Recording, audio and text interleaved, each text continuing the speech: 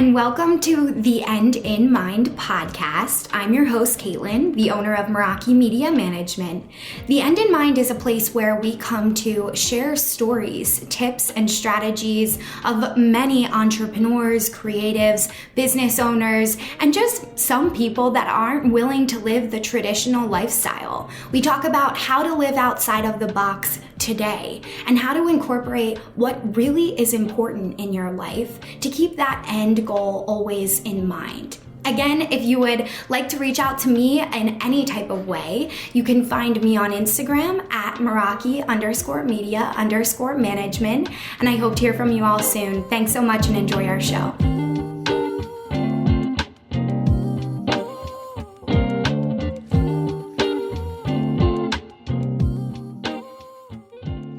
Hey everybody, welcome back to the End in Mind podcast. I'm your host, Caitlin. I'm so excited to be here with a wonderful guest today, Camille. Thank you so much for coming on.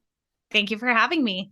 Awesome. So tell us a little bit about yourself, like how you got started, and how we met was through Instagram, which I always love to share on the podcast because it's such a great platform to connect. But you also have a great following and multiple businesses. So just give us your rundown.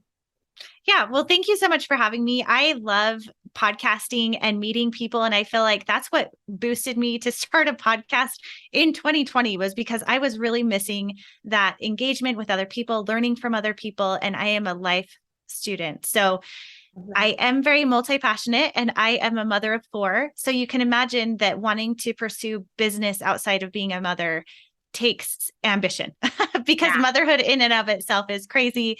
And I honor every mother that is out there, and what it takes to be a mom today is just amazing. So for me, it was funny because I started the transition of wanting to create and reach outside of my home after I was a mom of 2 children. And I had been in the finance business for about 6 years. I was doing mortgages.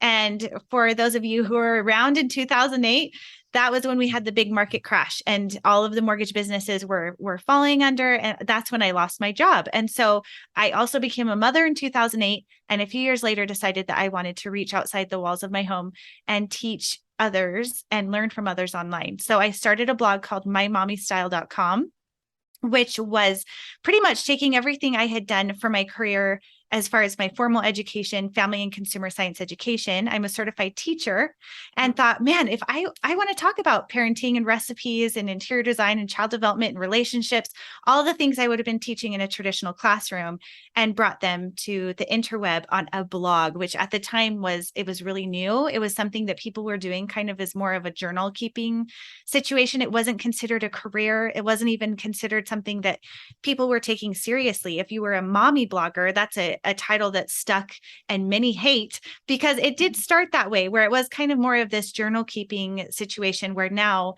I have blogger friends that make multi-millions that are doing incredibly well. And where I was able to build up 6 figures income doing that and working with sponsors and brands, I then morphed into, I want to help coach moms that want to build businesses. And so that's what I'm doing more now is blogging, influencing, but also coaching and sharing stories of mothers building business on my podcast, Call Me CEO. It's amazing. I love your journey because as I've expanded my business as well, it's so inspiring. And I think at times that unknown is what holds me up. And I'm sure a lot of our listeners feel the same way. It's like, what's next? Am I walking away? I used to literally say this to my mom, am I walking away from income? And how do I make that decision for my happiness?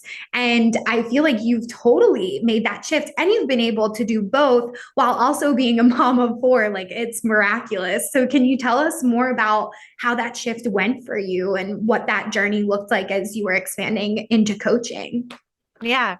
And what's really interesting for those of you who are listening and for even me as I listen and follow mentors and different people who have gone before me is that you see an end product or you see where someone is years and years after many failures that you don't see. And so I certainly have had those along the way where I've had things that I've brought to market that haven't done very well or that I haven't marketed well with a marketing plan. And what I discovered along the way is that what was holding me back was not only a sense of need for perfection, but also a sense that I have to be good at doing all the parts. And so what really fueled my ability to grow was when I brought on team members as virtual assistants. And so now as I'm teaching moms to build businesses, that's actually one of the things that I teach in a course called 60 Days to VA is how to use your specific skill set to become a virtual assistant and help other people grow their businesses. Because each of us has zones of genius that we're really good at. Each of us have things that make us feel like, oh, marketing or emails or social media or customer relations, whatever the thing is that gives you that feeling. That's a good sign that there is someone out there that loves that and could become a team player for you and help expand your business in a way you would never have imagined before. Yeah. Oh my gosh, that's so well said. Like when I brought on my team members, I felt the same way. And now that we're kind of, just adjusting the business, things change and roles change, but it's exactly like what you said, finding their zone of genius as well, like what works for them. And if a VA can show up and take some of that off your plate, it's like amazing. And a lot of us can make do with that early on in our business. So it's so great that you help moms navigate, how to add that on or how to expand, because it does get to a point where you can't hold all the plates up at once. Yeah. It can be a lot. So tell me more about your influencing business, just out of curiosity myself, like how did that work for you? Because I just want to share for our listeners, which you guys can all check out Camille's accounts below, and we'll have all the links for you. But Camille has almost 50,000 followers on Instagram. So it's very significant. And she's really kicked butt through her blogging business, as she's explained. So tell us what that's like, and even how you were able to outsource some of that work, because I think that that's also an amazing goal that I strive for as well. Yeah, thank you. Instagram, I'll admit, has been the bumpiest road for me as far as growth and mental wellness and what the heck is going on. And so for me, I think for a long time, I thought Instagram was a supplement to my blogging business to get people over to my blog, which is where I was incurring the most income from ads and sponsors and different things like that. And so if I could go back, I would have looked at Instagram as its own channel of business instead of trying to get someone from come over here to come see this over here. It's really hard to cross markets. And so I found that to be the case with podcasting, although it can work. Instagram, Pinterest, YouTube, Twitter. There were times I was doing Periscope or just to Facebook, whatever it is that you're doing. So while I do enjoy having many different pockets of social media and influence, I think that they are all very different animals. And so if there's one that you love and you feel really comfortable and you feel like you have an engaged community there, it's always better to focus on the one than try to be the master of many. That's something where I have had help with that, because in Instagram, especially, I think I got to a place of burnout, and and now that it's more video, I'm like, okay, I'm going to start creating more capstone content where I can create it once and spread it everywhere to YouTube Shorts, Instagram Reels, Pinterest Stories, TikToks, where it's like video content is king now. Yeah. And what I've learned over the past decade plus is that you have to be willing to adapt and change to the social media platform and what it is that they want. And so now it's video. So it's like, wow, if you feel like a fool showing up for video and you're not quite sure what you're doing, everyone else is feeling that same way too. So as far as working with sponsors, if that's the question you're asking about, one of the number one things that I've learned over the course of time is that sponsors want to work with someone who represents the ideals and values of their brand. And so if you have a wish list of sponsors or brands or advertisers that you want to work with, pay attention to who they are, the values they represent, who they're engaging with, or even specific hashtags that they've created themselves, like branded hashtags or hashtags that they follow. And that's a really clear roadmap to how do I want to create content that is in alignment with their core values. And that can be something that helps you not only identify what those core values are for yourself, like why is it that you want to work with that brand, and how do you teach or learn or grow or entertain in a way that would attract that sponsor or that partner. And what's really interesting too about sponsors and working with advertisements in that way, if I could go back again, when I was blogging, a lot of brands were coming to us and saying, hey, we want you to try out this spaghetti sauce, or we want you to try out this children's clothing or sleep sack or this bottle or pacifier, whatever the thing was. A lot of mine was focused around travel, family, and food, and entertainment. Those are kind of the pockets that I have partnered with different brands for. But one thing that they really wanted you to do was to storytell around their product. And to create kind of like this immersive story. And how does this already play into what you're doing? If I could go back, especially with Instagram, is I would try to tell my own story first with the product before they ever reached out to me, because I think it kind of created this distrust of like, oh, she's only talking about this thing because she's getting paid to do it, you know, and that kind of vibe felt so icky to me. And so honestly, that's what kind of steered me away from wanting to do that work as much, because I got burnt out from doing that, even though I loved it. And I loved the experience of it. And getting products sent to you is so fun. And I remember the first time I got paid like $50 to talk about a product. And I was like, oh my gosh, this is the best thing ever. And then realizing that what's interesting too, is that a lot of people now are creating UGC content, which is basically where you pretend like you are either an actor or someone who has used the product, and you create basically stock video for the brand to use on their own social media channels. Wow. So yes. So for example, I saw someone on TikTok the other day who creates this type of content she contracts with different brands. And I think she'll do like, I don't know exactly what the contract is, because I was watching kind of how she lays it out, but she's making like $10,000 to $15,000 a month by partnering, let's say, with 6 different brands, but she creates TikTok or video content for them 3 to 5 days a week. So it's pretty intensive, the amount that she's creating. But so many of these brands now are like, I don't have the creative ideas to create video all of the time. How do I use this product? How do I talk about it in a way that seems like, and then also having rights to that product, because that's influencers. I'm like spewing all this information. No, I love it. Okay. So as an influencer, you have a contract that's written up for perpetuity, for how long they can reuse it, for how long they can use your image or your likeness, and they have to pay for all of that. It gets really, really in the weeds, you know? And so if someone was to come to a brand and say, hey, I want to create stock video that belongs to you, but it uses my content or my likeness, brands are paying for that.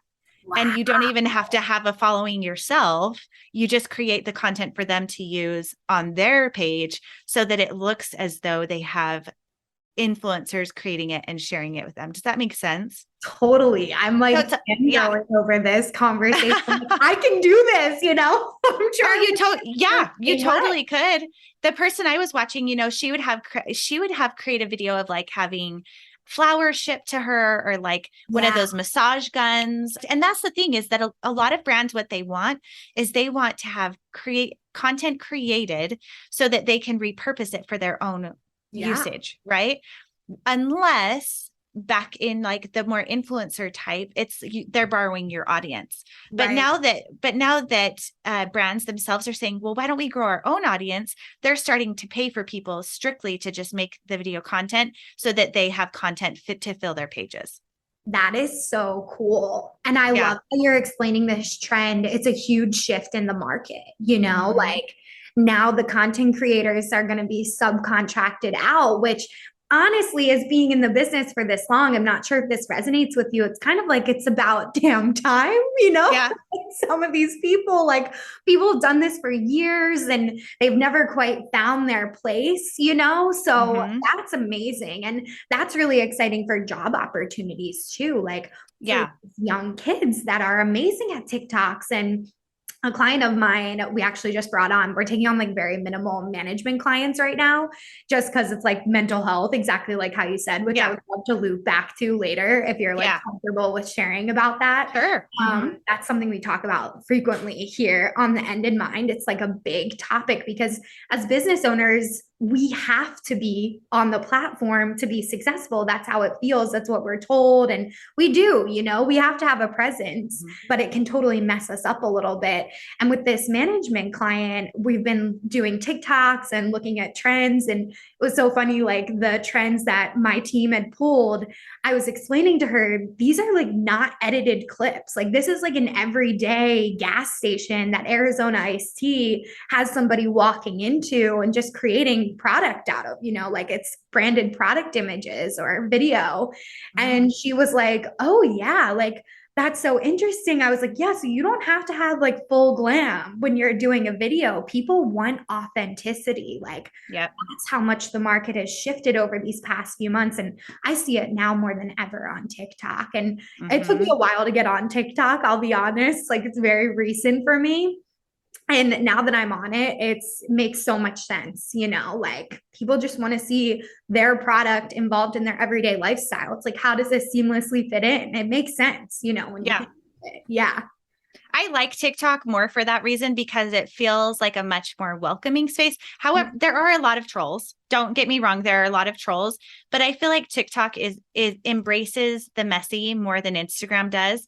Totally. And that's honestly, that's why I avoided like really putting my whole heart and soul into Instagram, is because it felt inauthentic to me. And where I represent moms, I always felt like if I show up and I'm taking pictures of me with my kids, or I'm doing these activities of me with my kids or whatever, I just didn't want any mom to come on there and be like, well, I'm not doing those things. I'm not good enough. Or I'm not, where like, if someone's going to Pinterest and they're looking for a craft or activity or a recipe or whatever it is, they're looking for that. And they're like, awesome, I found the thing. And then they go to your website and they're doing the thing, which is the kind of content I was used to creating.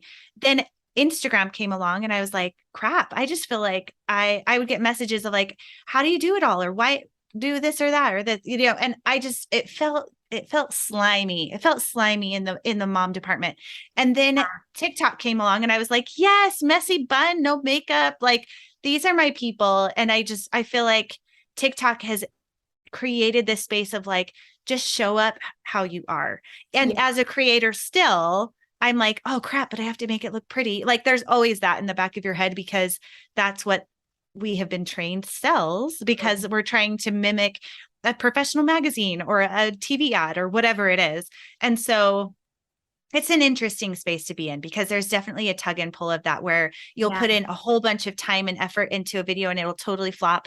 And then you put one up and you just slap a funny quote or do something really silly on top of it and people love it. So that's one thing that I would just suggest everyone that's listening is that sometimes, especially if you're starting a new platform, it is about putting it out there and just being comfortable with the messy, not knowing what your audience will love because you kind of are figuring it out together. Yes, that's such a good point. And I think that that's what happened for me was like my huge mental health shift at like when I went at it experimenting, it took all the pressure off, like all the stress. And I know that you mentioned earlier, like you're a perfectionist. We definitely are, like as the collective and in mind community, we all struggle with it. And it's really hard being a creator, being an influencer, like we're being paid to show up on the platform. And especially when you're operating from integrity, which most perfectionists are, that's why we care so much. And then if people are having this reaction, that's like you said, these moms, they feel like they're comparing themselves. Like that's a huge thing that I always talk about on my platform too. I'm like, you don't have to be perfect. Like I would rather you not be perfect, now. So tell me more about, what that mental health journey was. Like I know you touched on it with the moms comparison. Is there other layers to that? Yes. 100%. There are so many layers. I mean, after you've been doing this for more than a decade, there are peaks and valleys. I know that there were times I can talk both professionally and personally. There were times where I would see people that I knew and loved and had been a cohort with and see them take off. And on one side being like, yes, this is so awesome. And then in other parts of my brain being like, I need to filter what I'm seeing right now because it's triggering me to feel bad about myself. And I think that that's okay for you to mute or to filter what's coming in, knowing that you still love and support them and you have nothing but good energy for them, but knowing maybe for yourself, you need a minute. Like one personal example was I had just recently had a baby and I was like nursing and like sagging and bagging and leaking everywhere. And I had a friend who I had encouraged to do a fitness. She was actually kind of doing everything. And I said, you should really do at-home workouts. And she did. She started doing like CrossFit and mindfulness and yoga, and like her page exploded, and she is so hot and she looks so good and all the things. And for a while, I had to like mute her because I was like, she looks so good. She is so in alignment with like this direction. And it was something I had keyed her onto, which I'm so happy for her. Like, of course I want her to succeed, but in that time mentally, I wasn't able to support her seeing it every day, even though in my heart, I like supported and loved her. So that was one. As far as business, another hard time for me was I took some really bad advice from a friend who started to do Instagram management. And it was like 5 years ago when follow unfollow was like this big thing. And, oh, this is the best way to grow. I didn't know that that's what her tactic was for growing my account. And the minute I found out, I said, we can't do this anymore. It had been like maybe 4 to 6 months and my account grew a ton. And I was like, this is so awesome. What are you doing? And she's like, oh, I just have this new way of growing it. But we didn't really get into the weeds of like what it was. And so once I found out what it was, I went through and unfollowed all of the like spammy looking accounts, and I dropped my following in like 10,000 in a week. And ever since I did that on Instagram, that account has struggled so hard. And I regret so much that I took that advice and trusted that friend and did that, because growing it from that point of like losing that like that like algorithm, whatever it was, it messed up my account big time. So where I have like a new account for my podcast, or I have other accounts like on TikTok where it's over 100,000, or my Pinterest, it's almost 200,000.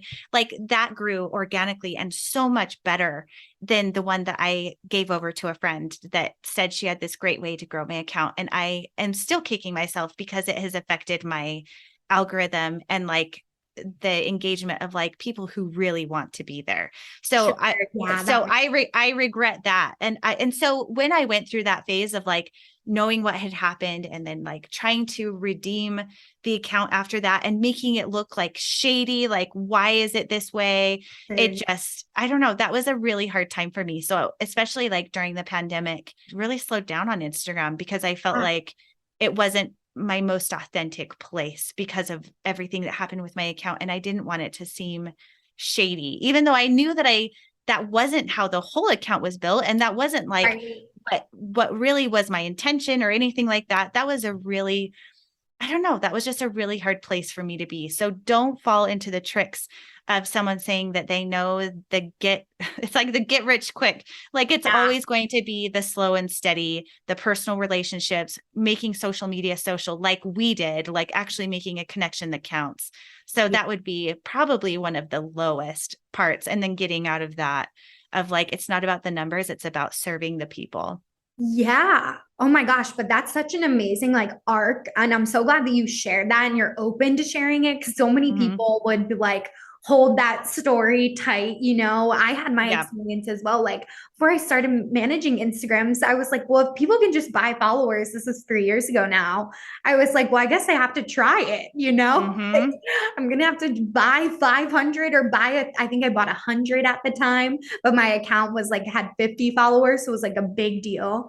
Yeah. And when I did, it totally killed everything. I had to like delete all of them. I was lucky that my account was small enough that I was able to, delete them at the time, but I've totally been there, and it tanked everything. Like the 50 people that I did have that cared never saw the posts, It's like a nightmare when that happens. Yeah. But again, it's all about the game, and we don't always know. Like I had no clue, I was doing all this research. Nobody was talking about it openly in the space, which was a lot like follow unfollow a few years ago as well. No one was really sharing it. It was kind of like this secret, that they held close in the social media space. And then everything shifts as well. Like, I think at the beginning, of course, that worked. And the account Instagram was so new and everybody's just trying to be famous, Right. and Yep. now it's like so different. People have changed, obviously, through life experiences and all of this stuff. So I just find it amazing that you've stuck it out on all these other platforms. You have so many amazing followers across the board. And that's also their platform of choice. Like how you said, they like Pinterest, or some of them might not even be on social media anymore for comparisonitis reasons and things like that. Like a client I just onboarded, her partner does not have Instagram at all. Like she's anti-Instagram. So some people, it just doesn't work, and other platforms serve them better. So stick with that. I could not agree more. I think that's great advice. Yeah, it's been really interesting. And I think that that's something to remember too, is that a lot of people that have been around for a long time on Instagram and had older accounts like that are starting brand new and growing so much more quickly. And so that's why I started a new account for my podcast, because I was like, this is its own thing anyway. But honestly, there have been times that I'm like, when I have had friends that are like, I just don't do it anymore. I'm not on Facebook. I'm not on Instagram. I'm not on TikTok, whatever. And I'm like, oh man, that would be nice. Like there are times that I feel like that too. So if you're feeling like that and you're feeling that sense of burnout, get other people involved like yourself who can help with that, keeping up the momentum of like excitement for why you're creating the content and why you're there and what the purpose of your business is all around, because I think that will translate in the content that you're creating and where and how you show up. I know it has for me. It's so true. Yeah. Like just stick with what works. And I love that you said that, and getting some help. Like we all need help in our businesses. And a lot of people that just started early in 2020, like they probably haven't hired people yet, and it's about time. Like if that is you listening, reach out to one of us. We can help you, we're happy to help. So with that being said, can you tell us more about how our listeners can get in touch with you and your program that you mentioned, the 60 days to VA? And I'm sure we have a lot of mom listeners as well that might be interested in that. Yeah. Thank you. Thank you. Yeah. So I have a lot of little pockets of things to help. If you're looking for recipes, activities, journaling with your kids, I created a journal called Time for Us. It's parents and children's journal that's interactive for kids ages 2 to 12. I just got it up on Amazon, which is awesome because I was doing a whole thing with China and printing, and that was a nightmare during 2020. And I thought, I just need to get this on Amazon. So it's amazing. It's purposeful and intentional ways to be with your kids. And so that's number one. Number two, if you are looking for inspiration for other mom entrepreneurs and the way that they're balancing life and everything else, you can check out the podcast, Call Me CEO. I also offer a course called 60 Days to VA, where I teach moms from the ground up how to build their own virtual assistant business. And then I'm also now coaching entrepreneurs and matching them with my virtual assistant graduates. So if you're someone who's like, oh, I need someone, but I don't know who I can trust or what I need to charge or how I even get a VA to work with me in an effective way, that I'm coaching on that as well. And then on top of that too, I coach moms on how to create a healthy balance for you with work, business, and life, and how to create that peace for you. So you can find me at Call Me CEO podcast on Instagram and also at camillewalker.co. Camillewalker.co is my website domain. So if you go to camillewalker.co, you can see the podcast, the courses, the coaching, and the blog. It's all there in one spot so that it's easy to find all the things.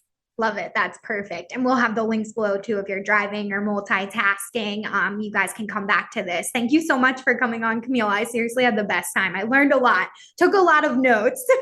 Yay. I'm so glad. That's the best. And thank you for having me. I love talking with you. Of course. Thank you so much. And I will talk to you guys soon on our next show. Thank you so much for listening to The End in Mind. I would like to remind you all, if you haven't yet reached out to me on Instagram, we are at Meraki_media_management. It will be in our show notes as well. If you would like to reach out to me, we always offer free coaching through Instagram based around our Instagram training and our business Instagram practices. If you need any type of support, please do not hesitate to reach out to me there. And we also offer several different types of consulting and training packages if you're looking for a little bit more in-depth tips. So thank you all for listening in. And of course, I want you all to keep the end in mind as you continue with your day and or work week. Have a great week, and I will see you all next time.